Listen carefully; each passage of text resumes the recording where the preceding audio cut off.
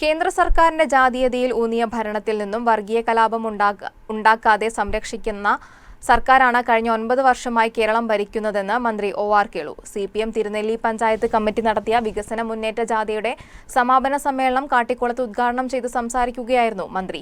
4 ദിവസങ്ങളിലായി ജാഥ captain KR Jithin നയിച്ച കാൽനടയാത്ര കാട്ടിക്കുളത്ത് സമാപിച്ചു.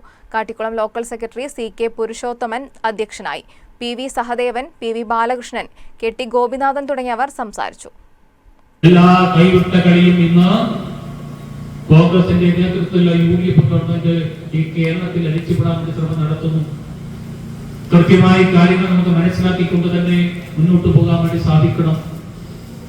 57-ൽ ഈ സംസ്ഥാനത്ത് വിമോചന സമരം അഴിച്ചുവിട്ടവരാണ് കോൺഗ്രസ് UDF എന്ന് കാണാൻ വേണ്ടി സാധിക്കും. അതിന് സമാനമായിട്ടുള്ള ഒരു അന്തരീക്ഷം കേരളത്തിൽ ഒളിഞ്ഞും തെളിഞ്ഞും നടത്തുന്നതിന് വേണ്ടിയിട്ടുള്ള വലിയ പരിശ്രമമാണ് ഇവിടെ UDF കേരളത്തിൽ നടത്തിക്കൊണ്ടിരിക്കുന്നത്.